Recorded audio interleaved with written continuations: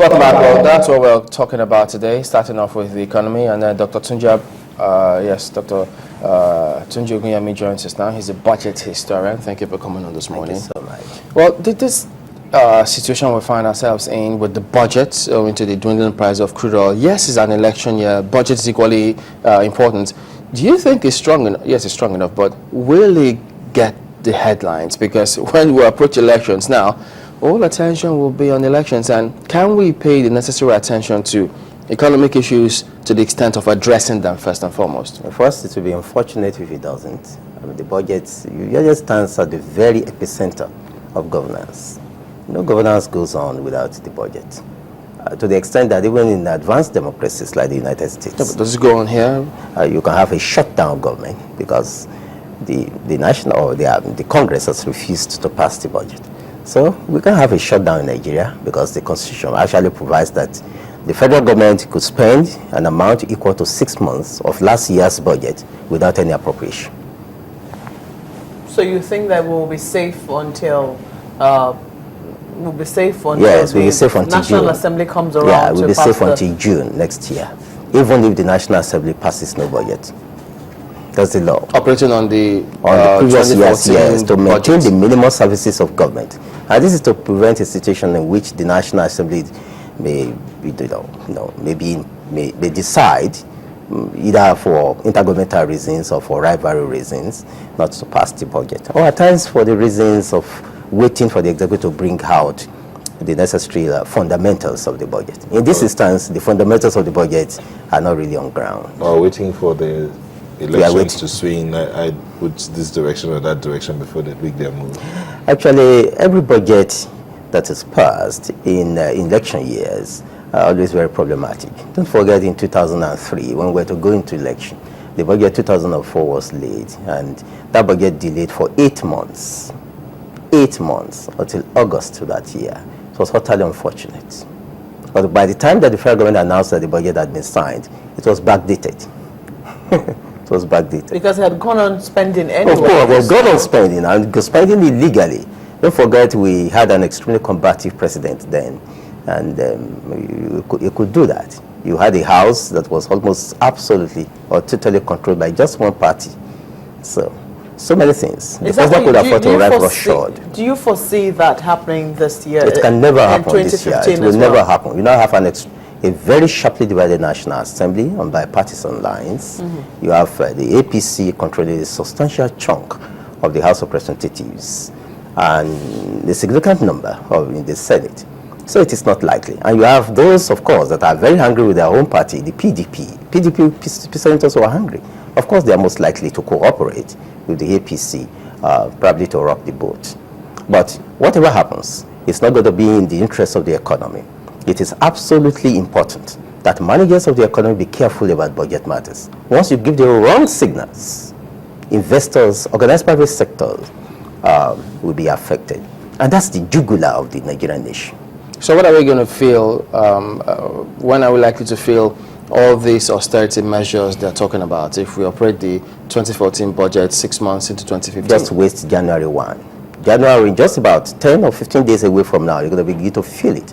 Don't forget, there was, in the original budget that was laid before this one was reviewed, a sum of 915 billion naira provided for subsidy on fuel, kerosene, PMS, diesel.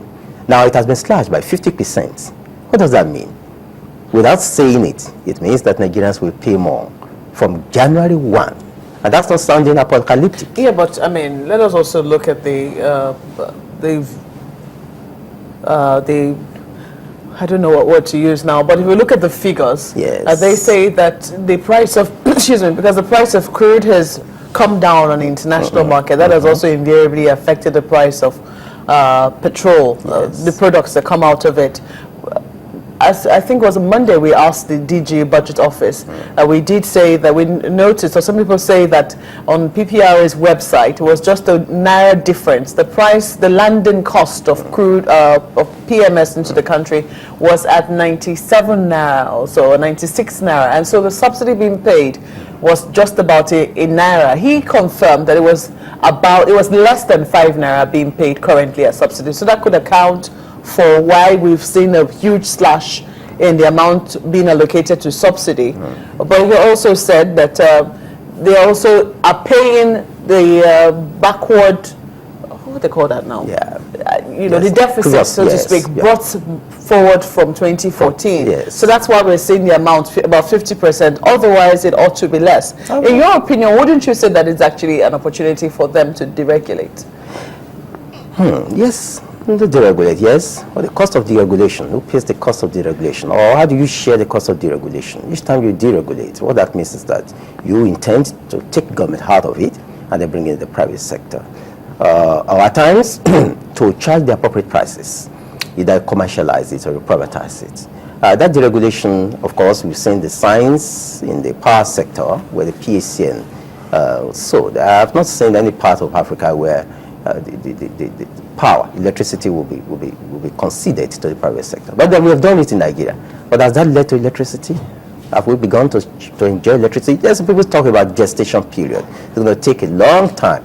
And that's why the government should come in. See, government exists for the welfare of its citizens.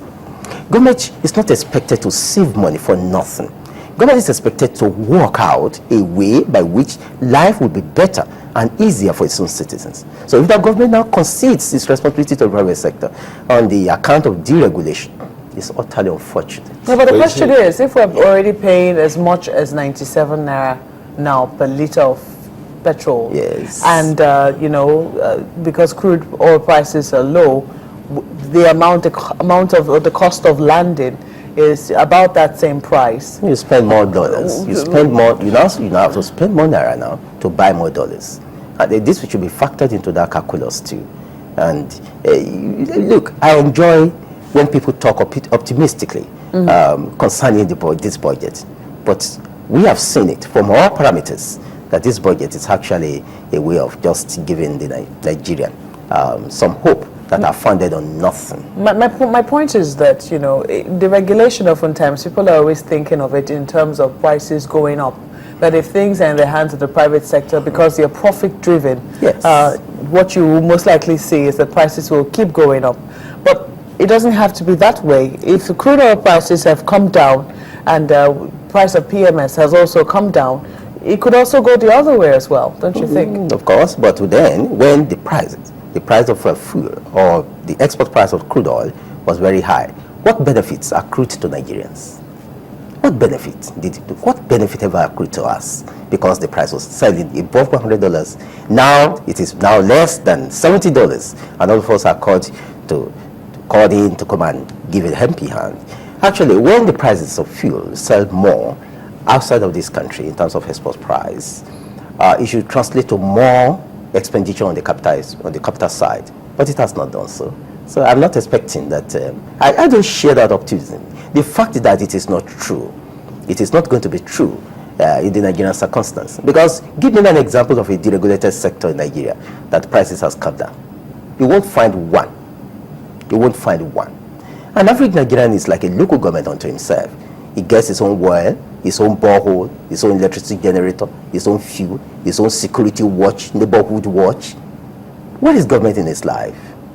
That kind of a person is not a person you call into the picture when you're in trouble to come and help you. Of course, you can be sure that Nigerians will not take this life. Is government really asking citizens to come and help? Or they're just telling citizens, this is the situation, this is how it's going to be looking in this year? Yeah. Is that not what when it was rosy, we never felt the impact.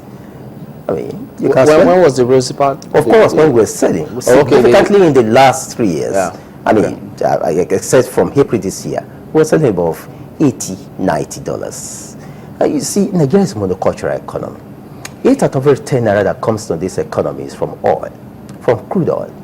Although that's the beautiful part of this year's budget. We are expecting 1.6 trillion naira to come from the non-oil sector. Yes, 47% of the budget. That is the accruals of the budget. We enjoy that. Can we achieve that? Oh, of course. It's actually based upon statistics that are voodoo statistics. Because it is actually based on... You call it voodoo statistics? Because why would government expect that the private sector or from, say, 1% of mansion tax in Abuja, 39% of tax is on the importation of yacht, 10% on private jets, and 3% on business tickets as well as first class tickets, will account for the difference in the falling oil prices. It's actually not based upon what is true about the Nigerian system. Once you want your economy to be run on the basis of tax, citizens need to be mobilized. Citizens need to be encouraged, almost begged to pay. And those who are to pay in these taxes are the most powerful people, those who have the capacity to dodge and then go parley with politicians and then escape.